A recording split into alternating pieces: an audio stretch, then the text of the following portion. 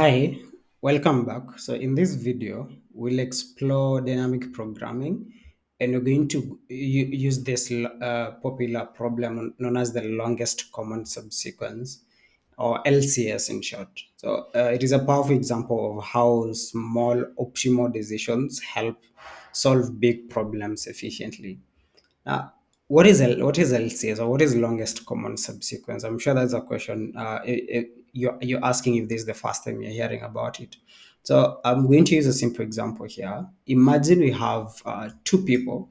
So imagine we have two people here, and these two people are sending messages to each other. So there are messages being sent from person A to person B, and also from person B to person A. And but while we are sending these messages from person A to person B, a few letters get scrambled. So now your task is to find the longest subsequence of matching characters that appear in both messages and in the same order, but not necessarily consecutively. An example is, let's have an example of some messages that could be sent across here. So let's say this is person A. Person A, the message that person A is sending, these are the letters, or just an example of the message. We have, let's say we have A, G, double G, T, A, B, and let's use a different color here. And the same case when it comes to person B. So let's call this one here. Let's call this person B. And the message that person B is sending contains the letters. So we have G, X, T, X, A, Y, B. So let's assume again the message that person B is sending contains those letters. So here now, the longest common subsequence, or LCS, is going to be, if you look at these letters carefully, and we're going to just mark them. So here you can, as you can see, we have G here, and we also have T, we have A, and we have B.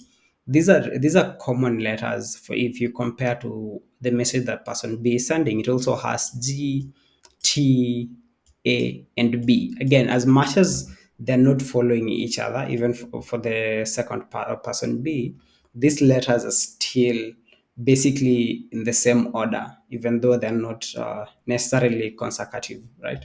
So even though the letters aren't consecutive, they appear in both messages and in the same order. Now, an example of such a case of longest common subsequence in real life is when maybe we're doing DNA sequence alignment. In such a case, you have to find common patterns between two separate DNA strands. Or when you're doing spell checking, or basically some differentiation tools, you have to detect the smallest difference between two versions of a document, right? Or if you're doing spell checkers, you have to also compare between two different sets of words or documents, and see the differences. Or even when you talk of version control tools, the like Git, which you use as developers a lot of the time, if you're comparing code differences between two versions, some element of longest common subsequence does occur there. Now, to solve such a problem, or to find a solution to this, there's a brute force approach that we can use. But why we shouldn't use this naive approach, which, first of all, to explain what that naive approach is. So going to have here, this is the naive, going to have this in lowercase. The naive approach The naive approach here would be to check every possible subsequence. So check every possible subsequence. This would be a naive approach, but now the number of combinations are going to grow exponentially as the size of the data we're dealing with also grows. So with two strings of, let's say, length n, and another one has a length of m, length n and m, there's going to be the number of subsequences basically out of these two would be 2 It's going to be 2 power, so it would be 2 power n. It's going to be, let me remove this space, 2 power n multiplied 2 power n multiplied by 2 power m.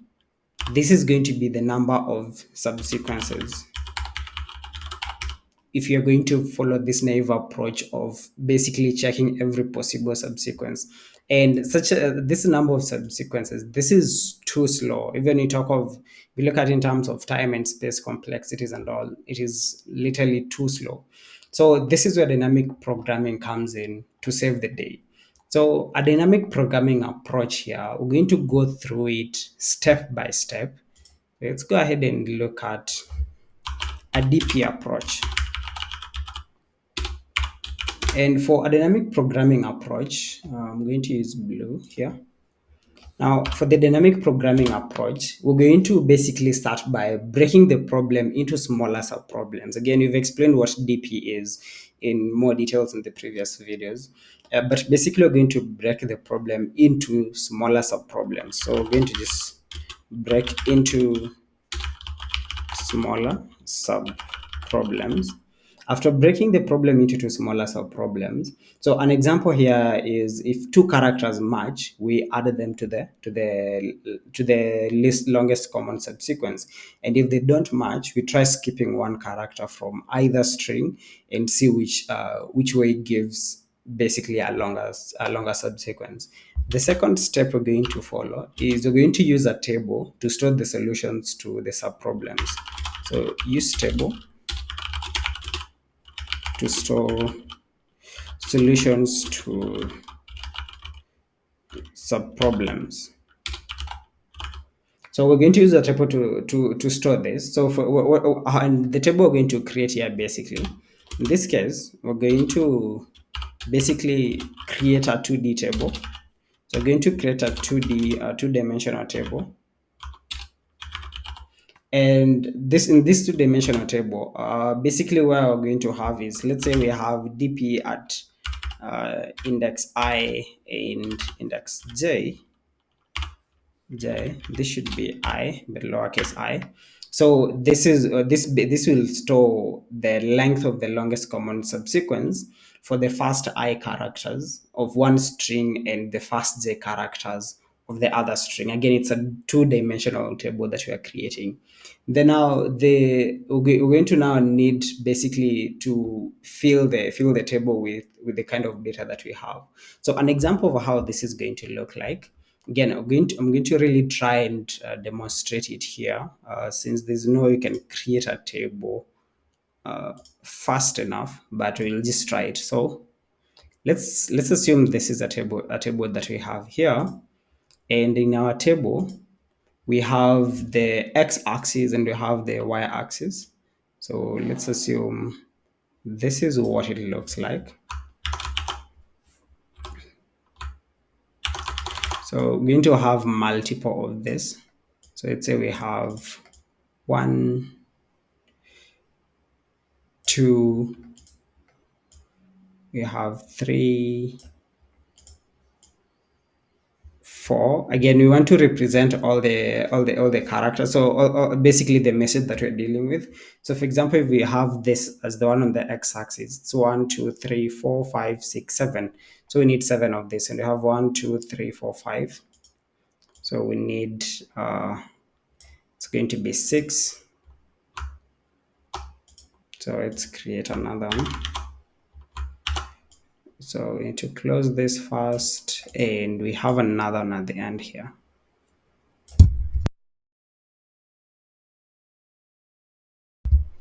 All right, so we have 1, 2, 3, 4, 5, 6, 7, and we can ignore the rest, the rest of this for now.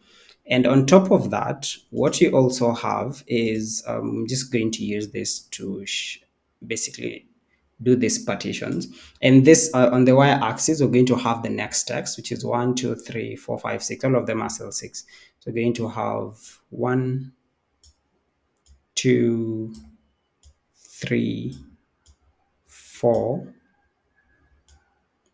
Okay, let me do that. Okay, let's assume this is what it looks like. And for us to have our data here now, we can input this in even white. So for the text here, we're going to have G. Then we'll have the next one is X. We're going to have T. Let's have X again. We have A here, and we have Y here, and we're also going to need B on this other side. So let's say we have B there. Again, all this needs to be extended basically. Again, I know this is not, it's a bit rough, but I hope everything is going to make sense by the time we finish. So we have those texts there, and the one that we are having on the person A's message is going to be on the y-axis here. So here we have A, we have G twice. So G, we have another G there, we have another T, we're going to have A, and finally we're going to have B. Now that we have this in a table, like you mentioned, what we do basically is we create a two-dimensional table where we're going to store basically the length of the longest common subsequence for the first I characters of one string and the first j characters of the other string, right? Now, what we'll see, what we'll start by looking at here, let's check about A and G in both.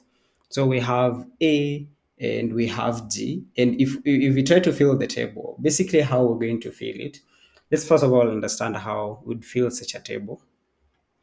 So how we're going to fill the table basically, if characters match, so if two characters match, so let's say we have DP and we still have index I and index J. So what it's going to look like now here is going to have DP again. And then we're going to have I minus 1. And we're going to also have here J minus 1. Then we'll have a plus 1 here. So this is basically what will happen if characters match. But if they don't match, so if they don't match, we're going to have an almost similar occurrence. But in this case, we maintain that, and here we're going to have now, we're going to basically look for the max of all this. So we're going to look for the max of all this. But now what changes here is we have I minus 1, and we're going to have j only here. I minus 1 j, and then we also have dp, and we're going to have I and j minus 1 as well on this other side. So j minus 1, and we don't need this plus at the end here. So if the characters don't match, this is what it's going to look like. But if they do match, this is what we have, right? So now we can start looking at all of the characters and see how the characters are going to fit into the table. Now, if you compare the two messages that are being sent here, we have person A and we have person B. The first characters that we're comparing is A and G. These characters don't match, right? So this here would be 0. And the same applies to X. They don't match. They don't match even here. Even on the other X, they don't match. But when it comes to A and A, these ones do match. So this is going to be a 1 here. And we can move to the next one, Y. So for Y here, what happens here is, so this is Y and B. This is A, Y, and B, which are the sort of characters that also do not match. But if we try to check for their subsequence on this other side, the values that they are both going to end up with a 1 and 1. And the same is going to apply all through until you fill the entire table. Again, it's going to take quite a lot of time to fill this entire table. That's how you basically fill the table for these two messages that we have for person A and the ones that we have for person B there. Again, if there's something that is not quite clear from what you've done, feel free to ask, and I'll be able to answer it later on. So now, basically, for these two messages, we've seen the subsequence here is GTAB. Now, the next thing that is remaining is how we can represent what you've done here in code. And to represent in code, since this video is a second long enough, we're going to do that in the next video.